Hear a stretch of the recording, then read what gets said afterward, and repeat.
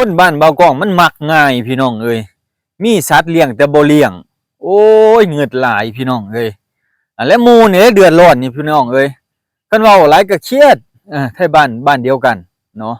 คือนี่พี่น้องมันมากินก่าเบากองนี่พี่น้องเอ้ยนี่มันเลาะกินเลยตามข้างนี่ก่าสิบ่พอหน้าบัดแฮงมาเลาะกินพี่น้องเอ้ยโอ้จะแม่นซาดปีนี้พี่น้องเอ้ยงัวเออนี่คันเว้าเบิดโอ้ยเครียดโอ้ยอันแล้วเจ้าบ่เห็นหัวว่ะอ้าวบัดหมู่เด้ซะหน้าติดกันเบิดแม่นเบิดแหละพี่น้องเอ้ยเขาก็บ่เจ้าก็บ่เห็นหัวขึ้นมากินแต่ของข่อยซะเนาะโอ้ยมันปกติยามให้ยามหน้าเนาะสัตว์เลี้ยงมันต้องขังแม่นบ่พี่น้องมันต้องขังอันนี้บัดเอามาปล่อยหมู่แล้วเดือดร้อนแม่นบ่พี่น้องอืมทางไทยเฮ็ดแนวใดพี่น้องแต่บ้านบ่กองนี่เป็นแนวนี้เนาะ เฮ็ดกันแนวนี้เบิ่งนี่มาเบิ่งบ่กองสิเปิดให้เบิ่งนี่เลาะกินเลยนี่ตามข้างๆนี่บ่แม่นว้าวได้เดี๋ยวนี้นี่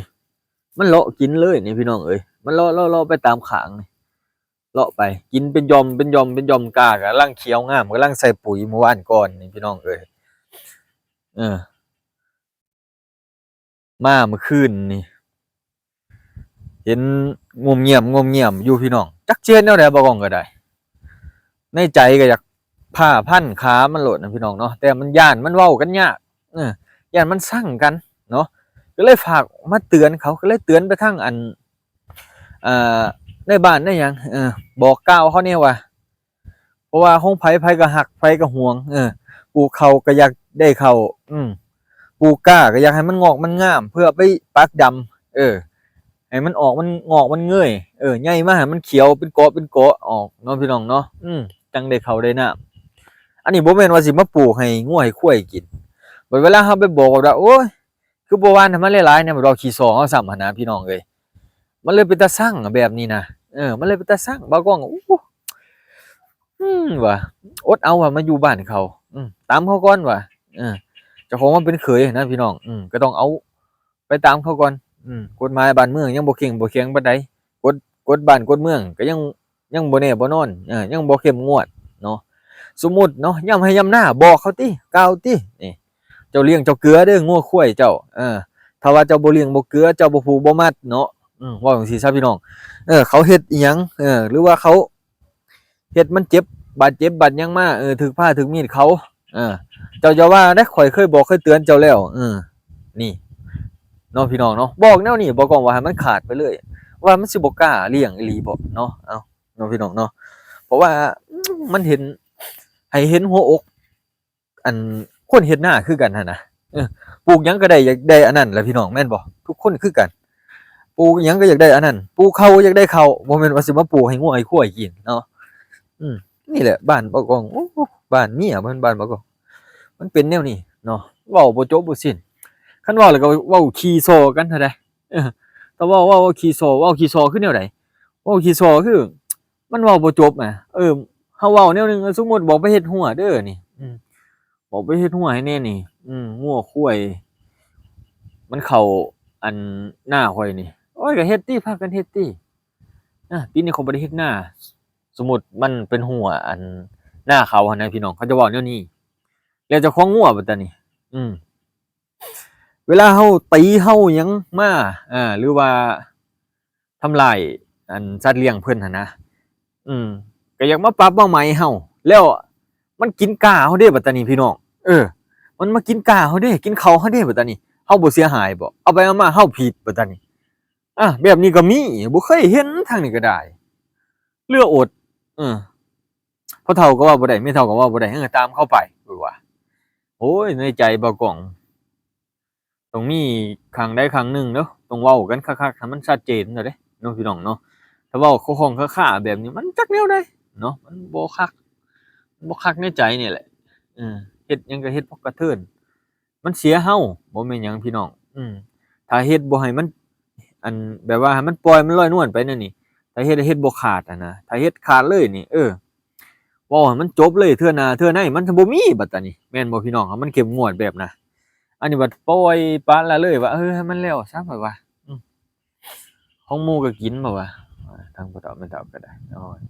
ทางนี้บ่ว่าจังซั่นเด้ทางนี้คันว่าบ่กล้องเฮ็ดนาเองเนาะอันนี้ยังว่าเฮ็ดกับพ่อเฒ่าคันว่าเฮ็ดนาเองเนี่ยมันกินต้นหนึ่งก็คือต้นหนึ่งถ่ายคลิปไว้เลยว่างัวตัวนี้ควายตัวนี้กินของข้อยนี่ข้อยสิเอาต้นเท่านั้นเท่านี้ข้อยสิเว้าให้มันสุดโลดนะข้อยน่ะเนาะพี่น้องเนาะบ่กล้องสิเฮ็ดจั่งซี้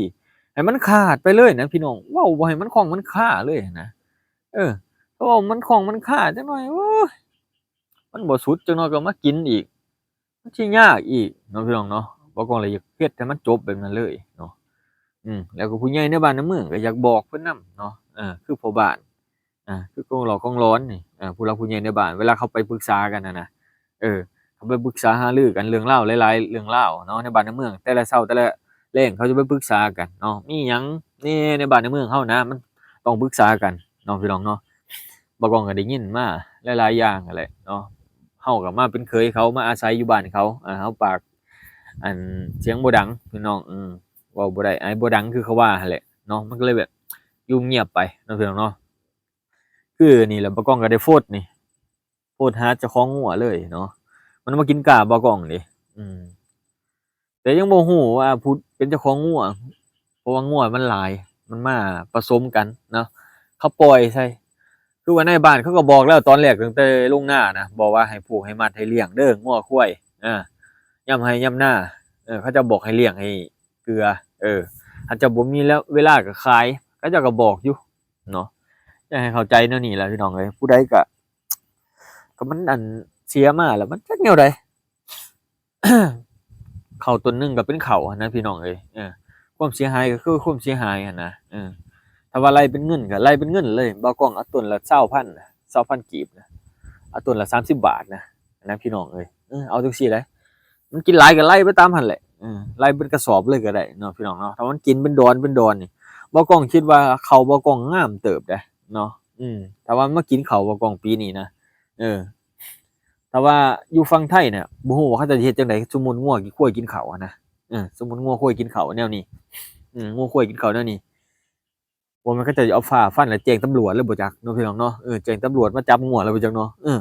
อ้าวเนาะพี่น้องเนาะมันต้องมีการคุ้มครองแหน่เนาะพี่น้องเนาะมีการคุ้มครองพืชพันธุ์นานาชนิดของเฮานี่สมมุติเฮาปลูกเฮาฝังเฮาอยากได้แม่นบ่เฮาก็อยากให้มันงอกมันเงยหั่นน่ะบ่แม่นสิปลูกแล้วก็แล้วเลยงัวควายเจ้าสิกินก็สร้างอ้าวแบบนั้นมันบ่ได้ติเนาะพี่น้องเนาะแล้ววันนั้นมันสิโป่งสมมุติมากินเรื่อยๆเนาะ ถ้าบ้านบ่กล้องเองนะเขาใหม่กันได้เขาปรับใหม่กันได้พี่น้องเอ้ยเพราะบ้านเว้าจังได๋ก็บ่สู้สมมุติมาเว้าถ้าว่าข้อยเสียหายเจ้าของงัวนี่คือเสียอย่างเดียวเลยเจ้าของนานี่ถ้าว่ามันกินต้นหนึ่งก็คือต้นหนึ่งเขาจักไหมเท่าไรก็ไหมเด้ตามเหมาะสมสมควรที่เขาจะเว้ากันได้อ่อนน้อมกันได้เด้พี่น้องบ้านบ่กล้องจะเป็นลักษณะแนวนั้นเด้แต่ว่าอันนี้นะบ่อยากเว้าพี่น้องเอ้ยเอาไปปล่อยไปเถอะว่ะย้านถึกที่เฮาว่ะ มันบ่ถูกที่เฮาเนาะพี่น้องเนาะเบากองคิดว่าบ่ถูกที่เฮานี่แหละนี่กล้ากำลังสิโลกเอาไปดำนี่เพิ่นบอกมันกินมันอันอันน่ะไปพี่น้องเอ้ยมันสั่นเกินไปเฮาไปดำหน้าน้ำหน้าห้องหน้าลุงมันมาลิบบัดตานี้น้ำมันหลายเนาะพี่น้องเนาะน้ำคันเป่งหลายบัดแข็งบัดตานี้หน้าก็ดำยากว่าสิบ่เว้าแล้วพี่น้องเรื่องนี้ก็ได้เหลืออดมาเห็นอยู่บ้านนี่แหละงัวควายกินข้าวบ่ผิดโอ้ยบ้านบ่กล้องนี่บ่เหลือพี่น้องเอ้ยบ่เหลือข้าวไหมเงินจักบาทแหละเอ้าสิมื้อแล้วพี่น้องเอ้ยอันนี้ก็ได้มื้อเว้าจมให้พี่น้องฟังแล้วระบายความในใจอัดอั้นมันอัดอั้นหลายพี่น้องเอ้ยเมื่อยในใจนี่เว้าให้มันสุดแต่มันเสียนซะเนาะพี่น้องเนาะเออ เขาบ่เบิ่งเขาบ่หยังนี่มันเลาะกินเบิดนี่พี่น้องนี่กินเบิดนี่เลาะไปแต่พุพุเลาะไปพุพุพุเอาไปเบิดเลยพุกินไปเบิดเลยก้ากำลังเขียวเบิ่งติพี่น้องก้ากำลังเขียวงามคันไปปากดำนี่ก็งามไปเลยเนาะบางคนเพิ่นบอกว่าให้มันกินไปเลยแบบว่าเพื่อมันโป่งยอดให้งามกว่าเก่าเบิดว่าแม่นอยู่เนาะแต่บ่อยากให้มันกินเนาะไผอยากมันกินแม่นบ่พี่น้องอืม คันทำไปกินของเจ้าเจ้าสิว่าจังได๋นะพี่น้องเนาะนี่แหละคนเฮามันเว้าขี้โสกันเอาก็ไปจังซี่แหละพี่น้องเอ้ยเว้าไปมาอยู่นำเขา มันก็ต้องอ้อนต้องยอมเขาในใจก็อยากเว้าอยากเถียงพู้นแหล้วพี่น้องเอ้ยอืมเอาพี่น้องเอ้ยครับประมาณนี้เด้อฝากติดตาม